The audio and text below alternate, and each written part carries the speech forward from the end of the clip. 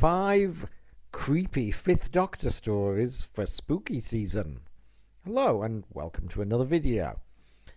Because it's October, spooky season, and Halloween is approaching, I thought I'd do a couple of videos detailing some of the spooky stories from different Doctors that you can enjoy in spooky season. And this time around, let's do 5 creepy stories from the Fifth Doctor's era. Now, the Fifth Doctor's era is not really one that you particularly associate with horror. I mean, arguably the most kind of horror ones are, well, obviously the early Tom Baker, but also Troughton, because he's lots of base under siege stories, some late McCoy, and there's even a couple of Pertwee, especially in the early part of his season, that you could definitely say were spooky stuff. But the Davison era is not one you particularly associate with that. That being said, I think these are 5 of the creepiest Peter Davison stories you can watch on spooky season. 5. Frontios. Frontios is a good story, I think. I think what lets it down somewhat is the production values, because it's all shot in studio and it does come across as being very stagey. It's one of those studio, and it's outside sets, even though it's actually still in a TV studio, which never looks good, especially when shot on, video for the most part. That being said, it's an atmospheric story. There's plenty of good ideas and creepy concepts. I think Frontiers is probably creepier in concept than the actual production, in that the effects and production values tend to let it down somewhat. The Tractators are a very creepy idea. They look good visually, though their movements are, much as with the wouild back in the 70s, their movements are a little bit on the comical side. The book version is even creepier, because that machine that Captain Revere, I think his name is trapped in basically as a mobile corpse. In the book, the machine that he's trapped in is actually all made from human bones and stuff like that. Obviously, they weren't going to get away with that on BBC television before 9 o'clock. They probably wouldn't do it after 9 o'clock nowadays, the wimps. But yeah. But I think there's still enough creepy stuff in Frontiers to warrant a place on this list.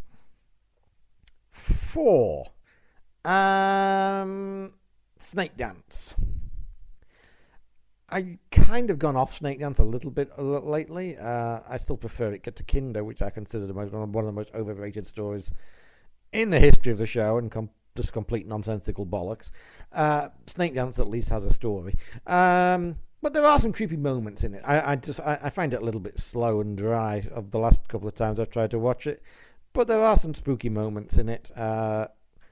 Janet Fielding as the possessed Tegan has a lot more to do than she did in like one scene of that in Kinder, which always kind of baffles me as to why she gets so much veneration for Kinder when it's like literally 30 seconds or something.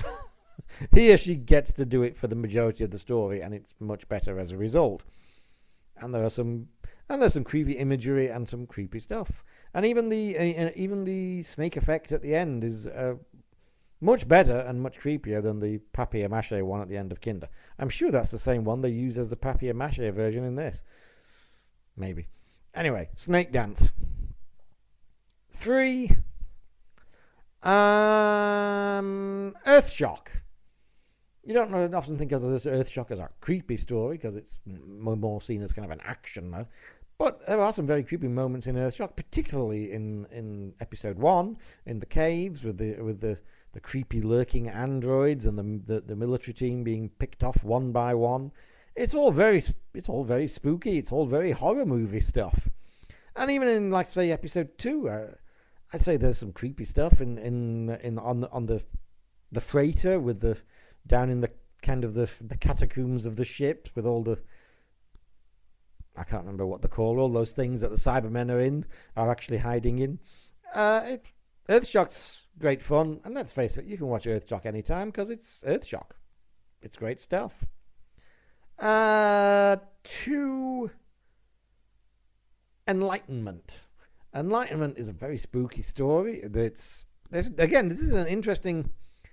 an interesting kind of look at how you can make an all studio story work by not being too ambitious with it, because unlike Frontiers, this is all set inside anyway. It's all set on a ship, what looks like an Edwardian sailing ship. And again, as Andrew Cartmel once sagely noted, you ask the BBC to do something period, they will do it gangbusters. You ask them to do like a futuristic spaceship or an alien world, and they'll just throw tinfoil on it.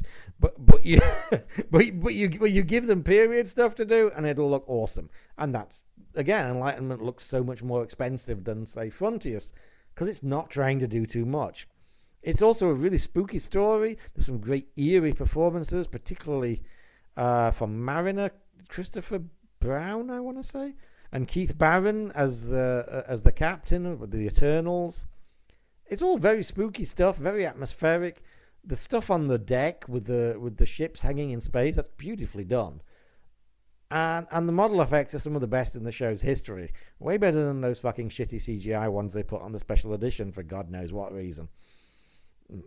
Mental illness, I don't know. But yeah, Enlightenment, if you want a spooky one for the spooky season from the Fifth Doctor stories, it's hard to go past Enlightenment. Maybe not traditionally scary, but creepy, spooky? Yeah, I would say so.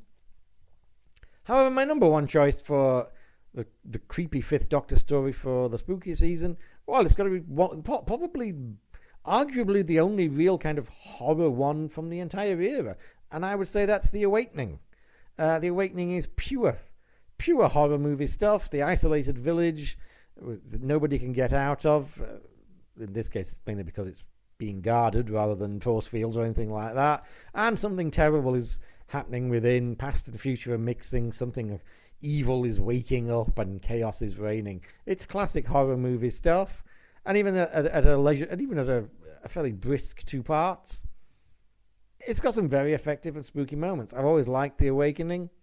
That's one I will be looking forward to the Blu-ray of if and when we ever get season 21. So yeah, those are my 5 selections for you for spooky season for the Fifth Doctor.